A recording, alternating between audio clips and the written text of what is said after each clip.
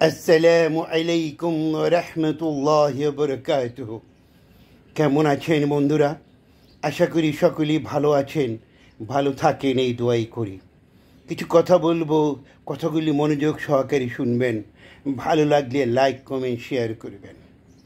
নবীজি বলেছেন, তোমরা কখনো এক ভাই আরেক ভাইয়ের ছিদ্র অনুসন্ধান করবে না। কখনো কোনো ভাইয়ের ঘরে তোমরা বিভিন্ন ছিদ্র দিয়ে তাকাবে না, উকি মারবে না। আমাদের সমাজে এখন দেখি অনেক আলেমরাই আলেমের পিছনে কুৎসা রটনা করেন, তার গোপন বিষয় প্রকাশ করেন। তার পাশাপাশি নবীজি বলেছেন, আল্লাহ রাব্বুল আলামিনের কাছে দৈনিক 70 বার পানা চায় একটি গর্ত তৈরি করেছেন আল্লাহ রাব্বুল আলামিন। দোজখ পানা চায় যেন ওই গর্তে তাকে নিক্ষেপ করা না হয়।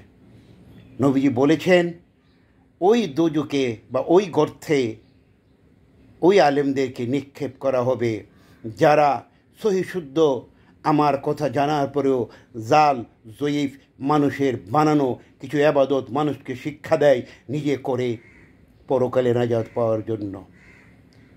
ওই গভীর গর্তে যেখানে জাহান্নাম পানা চায় ওখানে যেতে রাজি না, সেখানে নিক্ষেপ করা হবে আলেমদেরকে। কাজেই সাবধান হয়ে যান, সঠিক পথে আসুন, সহিশুদ্ধ আমল করুন।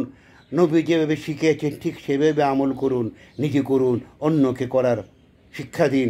অর্থের লোভে অন্ধ হয়ে দুনিয়া কামাই করেন না, পরকাল অন্ধকার হয়ে যাবে, বাঁচতে পারবেন না। ধন্যবাদ সবাইকে।